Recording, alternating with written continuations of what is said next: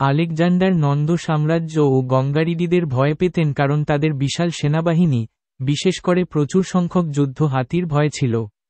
নন্দ সাম্রাজ্যের শেষ রাজা ছিলেন ধননন্দ, এবং তার বিশাল সেনাবাহিনী ও গঙ্গারিডিদের শক্তি আলেকজান্ডারের সৈন্যদের মধ্যে ভীতির সঞ্চার করেছিল, যার ফলে তারা আরও পশ্চিমে অভিযান চালিয়ে যেতে অনিচ্ছুক ছিল। ১. নন্দ সাম্রাজ্য। আলেকজান্ডারের ভারত আক্রমণের সময় মগধের নন্দ সাম্রাজ্য ছিল সবচেয়ে শক্তিশালী রাজ্য, যার রাজা ছিলেন ধননন্দ। ২.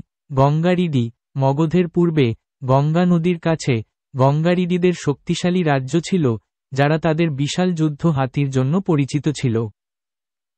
৩. সৈন্যদের বিদ্রোহ।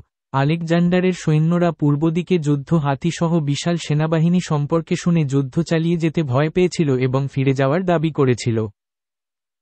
এবং ৪. অভিযানের সমাপ্তি। এই পরিস্থিতিতে, আলেকজান্ডারের পূর্ব অভিযান বন্ধ করার সিদ্ধান্ত নেন এবং গঙ্গা অববাহিকা বা বর্তমান বাংলাদেশ অঞ্চলে অভিযান চালাননি।